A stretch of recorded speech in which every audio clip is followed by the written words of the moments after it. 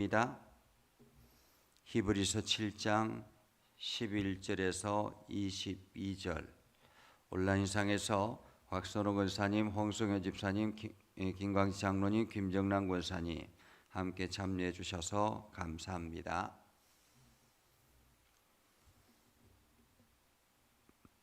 히브리서 7장 11절에서 22절 다 같이 함께 읽겠습니다. 레위 계통의 제사 직분으로 말미암아 온전함을 얻을 수 있었으면 백성이 그 아래에서 율법을 받았으니 어찌하여 아론의 반차를 따르지 않고 멜기세덱의 반차를 따르는 다른 한 제사장을 세울 필요가 있느냐? 제사 직분이 바뀌었은즉 율법도 반드시 바꾸어지려니 이것은 한 사람도 제단 일을 받들지 않는 다른 지파에 속한 자를 가리켜 말한 것이라. 우리 주께서는 유다로부터 나신 것이 분명하도다. 이 지파에는 모세가 제사장들에 관하여 말한 것이 하나도 없고 멜기세덱과 같은 별다른 한 제사장이 일어난 것을 보니 더욱 분명하도다. 그는 육신에 속한 한 계명의 법을 따르지 아니하고 오직 불멸의 생명의 능력을 따라 되었으니 정언하기를 내가 영원히 멜기세덱의 반차를 따르는 제사장이라 하였도다. 전에 있던 계명은 연약하고 무익함으로 패하고 율법은 아무것도 온전하게 못할지라. 이에 더 좋은 소망이 생기니 이것으로 우리가 하나님께 가까이 가느니라. 또 예수께서 제사장이 되신 것은 맹세 없이 되신 것이 아니니 그들은 맹세 없이 제사장이 되었으되 오직 예수는 자기에게 말씀하신 이로 말미암아 맹세로 되신 것이라. 주께서 맹세하시고 뉘우치지 아니하시리니 내가 영원히 제사장이라 하셨도다. 이와 같이 예수는 더 좋은 언약의 보증이 되셨느니라. 아멘. 오늘도 하나님의 은혜가 여러분의 삶 가운데 가득하기를 바랍니다. 여러분들을 통해서 하는 모든 일들이 주의 영광을 드러내는 복된 일들이 되기를 주님의 이름으로 축복합니다. 우리가 어제 말씀을 통해서 예수 그리스도는 아론의 반차가 아니라 멜기세덱의 반차로 세워졌다라는 이야기를 했습니다. 그리고 그것을 어떻게 알 수 있느냐 하면 멜기세덱이 아론보다 훨씬 더 위에 있기 때문에 그런 것인데, 그것은 멜기세덱이 아브람, 다시 말하면 아론의 출생지보다 훨씬 더 이전에 복의 근원됐다, 믿음의 근원이다라고 하는 아브라함의 11조를 받았고, 그리고 멜기세덱이 그 아브라함에게 축복하였다라는 그것을 보아도 멜기세덱이 아론보다 훨씬 더 상위에 있다라고 말하는 것입니다. 그러면서 이 멜기세덱은 출처도 알 수 없고 또 어디서부터 시작이 됐는지도 모르는, 그리고 그의 후손들이 계속 이어서 제사장의 반열에 있었던 것이 아니라 멜기세덱 유일했다라는 것은 마치 메시아와 동일하다, 메시아의 모형이다, 이렇게 이야기를 한 것입니다. 그러면서 레위 계통의 전통을 이어받지 아니하고 멜기세덱의 전통을 이어받았다라는 것은 다시 말하면 새로운 흐름이 시작됐다라는 말입니다. 우리가 정부가 바뀌기 시작하면, 그러니까 기존의 정당에서 계속 이어서 정권을 차지하면은 그냥 그대로 연계되지만은 새로운 정부가 시작이 되면 많은 것들이 바뀌는 것을 볼 수 있습니다. 많은 제도가 바뀌고 다양한 사람들이 바뀌고 모든 것들이 바뀌는 것들을 보게 되죠.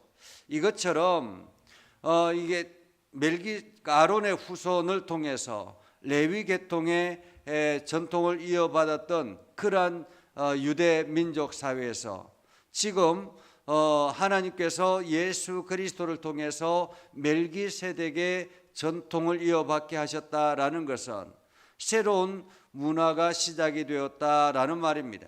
다시 말하면 과거의 아론으로부터 내려졌던 율법이 완전하지 않다라는 것입니다. 우리가 건축을 하는 것을 보면 이제 아파트를 짓기 위해서 모델 하우스를 세우는 것을 봅니다. 그래서 많은 사람들이 그 모델 하우스를 보면서 이 아파트가 이러한 구조로 지어질 것이다 라는 것을 예측하게 되죠. 그것처럼 아론의 후손을 통해서 레위 계통의 전통을 이어받았던 제사장들은 마치 예수 그리스도 메시아의 모형과 같다라는 것입니다. 그래서 온전하지 않다라는 거예요. 모델하우스는 온전할 수가 없는 것입니다. 모델하우스는 그냥 보여지기 위해서 세워진 것이지 그곳에서 사람들이 편안하게 살 수 있는 그러한 공간이 아니라는 것입니다. 그래서 레위 계통의 제사 직분으로 말미암아 온전함을 얻을 수 있었으면, 만약에 온전했으면 굳이 아론의 반차를 따르지 아니하고 멜기세덱의 반차를 따를 이유가 있겠느냐라는 것입니다. 이 세상은 완전한 것이 없습니다. 이 세상은 온전한 것이 없습니다. 이 세상에 나타나는 모든 것들은 불완전하죠. 그래서 새로운 것들이 계속 개발이 되고 새로운 것들을 발견하게 되고 그러면서 세상은 발전하게 되는 것입니다.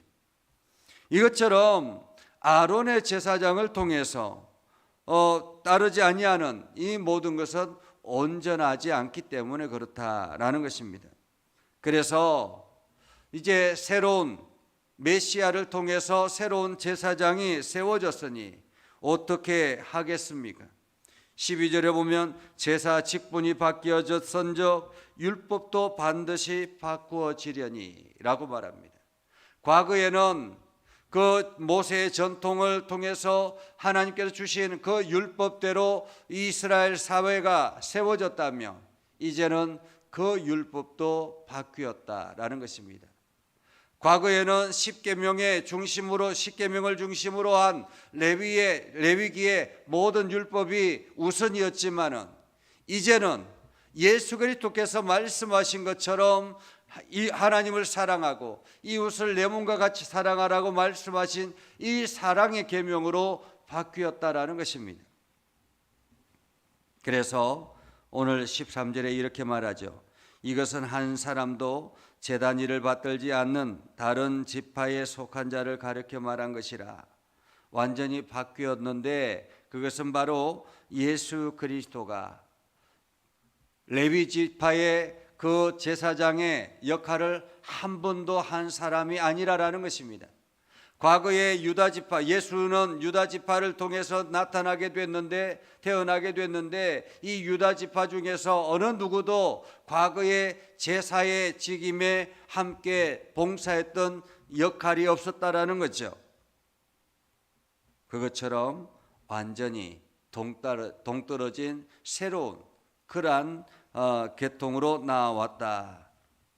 그리고 예수 그리스도가 더 우선인 이유는 16절에 보면 그는 육신에 속한 한 계명의 법을 따르지 아니하고 오직 불멸의 생명의 능력을 따라 되었으니 이제는 이전의 것이 이전의 계명이 연약하고 무익함으로 패하게 됐다. 한마디로 이제는 율법이 완전히 폐하여졌다라는 것입니다. 구약의 율법이 완전히 폐하여졌다라는 것입니다. 이유는 더 좋은 소망이 생겼기 때문이다라고 말하죠. 더 좋은 생각. 19절에 보면 율법은 아무것도 온전하게 못할지라 이에 더 좋은 소망이 생기니 이것으로 우리가 하나님께 가까이 가게 됐다. 구약의 율법은 자기 자신을 지키고 자기의 죄악을 하나님 앞에 고백하는 데 그쳤다면 이제 예수 그리스도를 통해서 새로운 율법이 세워지고 새로운 전통이 세워지고 예수 그리스도를 통해서 하나님과 가까이 나아갈 수 있는 계기가 됐다라는 것입니다. 구약 시대 때는 사람들이 하나님의 음성을 듣거나 사람들이 하나님의 모습을 보면 죽음을 당해야 했습니다. 그래서 대제사장마저도 지성소 안에 들어가는 것, 하나님과 만나는 그 장소 지성소 안에 들어가는 것을 두렵고 떨림으로 들어갔던 것입니다. 그런데 이제는 달라졌다라는 거예요. 누구든지 하나님께로 나아갈 수 있게 되었고, 누구든지 하나님을 만나게 되고, 누구든지 하나님의 음성을 듣게 됐다라는 것입니다. 여러분들이 교회에 나올 때 두렵고 떨림으로 나오십니까? 혹시나 내가 오늘 예배드리다가 죽는 것 아닌가? 하나님으로부터 심판을 받아서 죽는 것 아닌가? 이러한 두렵고 떨림으로 나온 적이 있습니까? 그렇지 않죠. 이제는 예수 그리스도를 통해서 우리가 새롭게 되었기 때문에, 새로운 율법으로 시작이 됐기 때문에 이제는 우리가 두렵고 떨림이 아니라 기쁨과 감사와 찬양으로 나아가게 되는 것입니다. 소망이 있는 사람들 말이죠. 그래서 또한 20절에 보면 예수께서 제사장이 된 것은 맹세 없이 된 것이 아니니, 사실 구약의 아론의 반차를 통해서 세워진 제사장들은 어떻습니까? 하나님께서 맹세하신 것이 아닙니다. 그냥 그 육신의 전통을 따라서 레위 지파 속에서 한 명을 선택해서 제사장이 되는 것입니다. 대제사장이 되는 것이죠. 이제는 예수 그리스도는 그렇지 않다라는 거예요. 하나님께서 말씀으로 이는 내 사랑하는 아들이요 내가 기뻐하는 자라 말씀하시는 하나님의 맹세가 있었다라는 것입니다. 21절에 말하죠. 말씀하신 이로 말미암아 맹세로 되신 것이라. 맹세로 되신 것이라. 그러니 예수 그리스도는 더 좋은 언약의 보정이 되셨다라는 것입니다. 오늘 이래도 여러분이 구약의 율법에 매여 있겠느냐라는 것입니다. 이래도 유대인 사회로 다시 되돌아가겠느냐라는 것입니다. 오늘 히브리서를 기록한 이 세대는 그리스도인으로 살아가는 것이 고통스러운 세대였습니다. 그래서 유대 사회에 과거로 돌아갈까, 수많은 사람들이 함께 지켜나가는 저 유대 사회 속에서 다시 과거로 유대인으로 살아갈까, 이러한 고민을 하고 있는 세대였습니다. 여러분이 지금 예수 그리스도를 주로 고백하는 것, 이것이 올바르다라는 것을 분명하게 말하고 있는 것입니다. 오늘 우리가 교회에 나와서 헌신하고, 우리가 교회에 나와서 하나님 앞에 기도하고, 우리가 하나님 나라를 향해서 달려가는 것, 이것은 잘못된 것이 아니라 올바른 것이다, 올바른 선택이다라는 것을 오늘 말하고 있는 것입니다. 그래서 여러분들이 오늘도 내가 지금 믿고 걸어가는 것, 이것은 바른 길이다라는 길을 생각하고, 여러분들이 더욱더 주님을 의지하고 주님께 기도하고 하나님 앞에 나아가는 복된 하루가 되기를 주님의 이름으로 축복합니다. 기도하겠습니다. 거룩하신 아버지 하나님, 오늘도 우리 가운데 함께 하시고 하나님의 은혜를 부어주셔서 믿음에 결단하며 나아가게 해주심을 감사드립니다. 날마다 하나님의 영광을 드러내게 하시고, 날마다 하나님이 기뻐하시는 삶을 살아가게 하옵소서. 연약한 저희들을 강하게 하셔서 하나님의 일꾼 삼아 주셨사오니, 오늘도 복음의 하나 되는 우리의 삶이 되게 하시고 복음의 증인되는 우리의 삶이 되게 하옵소서. 우리가 하나님을 향하여 기도할 때마다 하나님 응답하여 주시고 오늘도 기쁨의 삶을 누리며 살아가게 하옵소서. 예수님의 이름으로 기도드립니다. 아멘. 이제는 우리 구주 예수 그리스도의 은혜와 하나님 아버지 극진하신 사랑과 성령님의 감화감동 역사 위로 교통하시며 은혜가 주의 말씀 안에 있는 믿음의 백성들 위해 하는 모든 일들 위해 영원토록 함께 하옵시기를 간절히 축원하옵나이다. 아멘.